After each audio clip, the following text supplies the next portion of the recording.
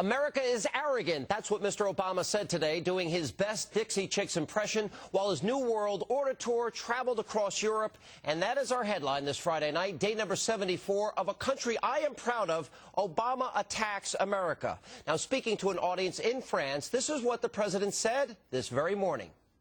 In America, there's a failure to appreciate Europe's leading role in the world. Instead of celebrating your dynamic union and seeking to partner with you to meet common challenges, there have been times where America has shown arrogance and been dismissive, even derisive. And the liberal tradition of blame America first, well, that's still alive. But should we really be surprised from a man who sat in Reverend Wright's church, from a man who launched his political career in the home of a man who bombed the Pentagon and is unrepentant? Mrs. Obama may not be proud of her country, but I bet she's proud of her husband tonight. But the nonsense, well, it didn't stop there. Politico.com reports that in a meeting with European bankers, the president said that his administration was the only thing standing between them and pitchforks. And presumably, he didn't read that off a teleprompter.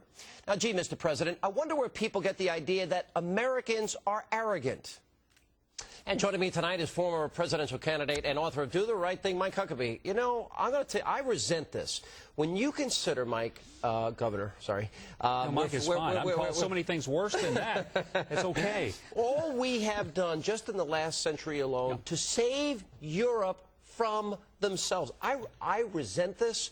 I think it's outrageous. The media has ignored it. Don't you think this is like the Dixie Chicks? I was troubled more by where he said what he said than even what he said. Why didn't he say that during the campaign? Why didn't he look in the camera during one of the debates and say, by the way, I don't think America's all that special? Yeah, you see, I think America's special, Sean. I want to tell you, I think America is a unique place created out of the prayers and providence that came from many people who sacrificed their very blood to give us our freedom and our liberty. I love the fact that this nation has been given a unique place in human history. Now, some people don't believe that. You know who believes it? Richard Dreyfuss. I had him on my show. Richard's no conservative. Yeah, I saw that, by the way. I was watching. You know, but I appreciate the fact that here's a guy who is very liberal, but he also is very well studied on the history of the world, and he recognizes America is special. I don't know what it is, but it seems that when liberals get in front of these European elites, that they are almost embarrassed to be America. Now, I'm thinking this is the America that beat back fascism and Nazism and totalitarianism and communism, and now we're fighting terrorism, and somehow he's diminishing ourselves, you know, and I'm thinking, all that we've done for the world, why doesn't he tell that story? The great American story, the great American sacrifice, the blood, the sweat, the tears. Why? Why did he say that? You know, I don't understand that. I know that when I went to Iraq to see what was going on there, I saw more Americans than any other nationality. There were other people there. Same thing in Afghanistan. When I went to Pakistan after the horrible earthquakes, you know who I ran into mostly? Americans. It was Americans who were standing there feeding people and trying to help them put their lives back together.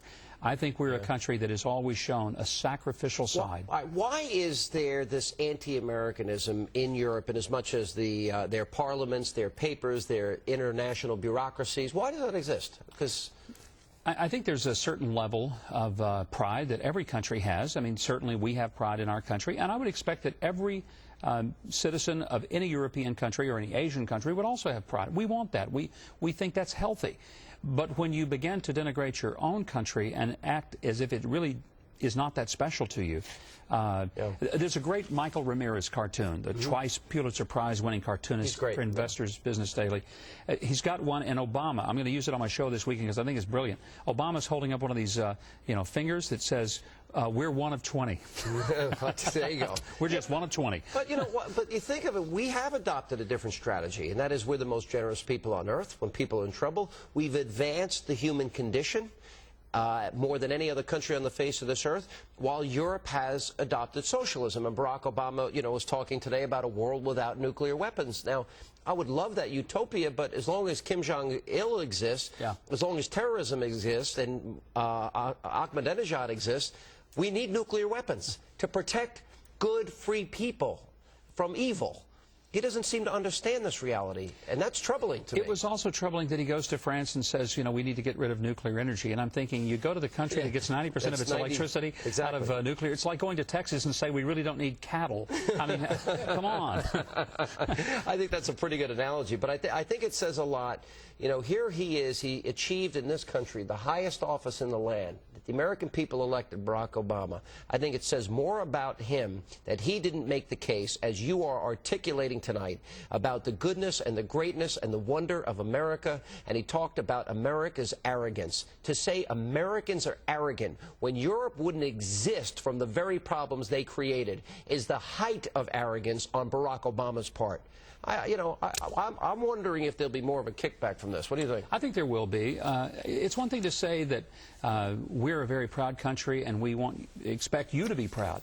But to act like that somehow we should apologize for being Americans, I think most of Americans will say, wait a minute. Yeah. We recognize that other nations of the world are part of the great family of nations, and we respect and we honor and we celebrate you, but we don't do it at our own expense. Didn't we see all of this in the campaign? And as I was bringing up, didn't Reverend Wright give us a little insight into his thought process? Didn't, you know, Michelle Obama, America's a downright mean country? I know everyone's focused on what fashion designer she's choosing, what shoes she's wearing, and what gifts they're giving the Queen in their little visit over there.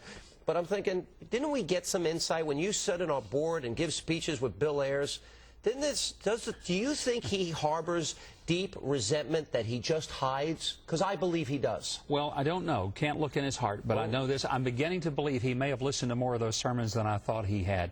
Because when I hear him... You are far more willing to give him the benefit of the doubt. I'm always more generous, aren't I? Yeah, you are. You really are. But I do believe that this was a terrible thing to go to Europe, standing in the midst of those people, and in essence saying, the United States of America really isn't all that special, and you are the leading continent. And that's in essence what he said, that Europe is the leader.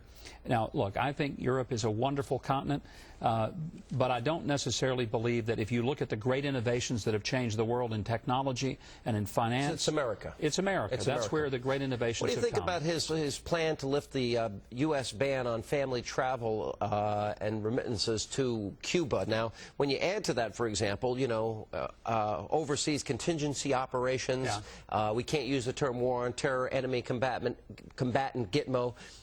I have a great fear that he doesn't understand the world as it's currently configured, and that he is lowering our defenses and he's emboldening the world's enemies. Now, perhaps I'm a doom and gloom guy, but I think Obama is showing weakness, and this weakness is going to incur aggression. He reminds me a lot of Jimmy Carter, and perhaps even worse. Well, it's certainly not turning out so well. I mean, this week when he talked about that we're going to make overtures, or Hillary Clinton did, overtures to the Taliban, we're going to sit down and talk to the moderates. Look, when you're talking about people who believe that we ought to be annihilated, that we should not draw another breath, there's no such thing as moderation there. These people believe we ought to be dead. Islamofascism is not out to make peace and make nice with us. Overseas contingency operations. That's right. We don't have terrorism anymore. Terrorism anymore. Did you think he got rolled as I do in the G20? It appears that in many ways. I mean, he went over there to say we need more cooperation, and Angela Merkel essentially said, we're not spending any more money because you want us to. You know, there's talk about an international monetary unit. The dollar would no longer be the monetary standard. We should have pushed back very hard and quickly on that, and we sort of shrugged our shoulders and said, well, we'd think about it. He wants to show, oh, I get along. Like me. Please like me. Listen, I understand liberals are not going to like me. Real hardcore liberals. I've noticed that, Sean. I've really noticed that. I just accepted that truth. I accept the reality. But you've given them the hotline. They can call in the hate Hannity line. It's a cathartic experience. AT&T loves you. I mean, look at all the... To be honest, I hate to tell you, we're flooded. Yeah. Well, it's good to see you, Mike, Governor. I keep calling you Mike. And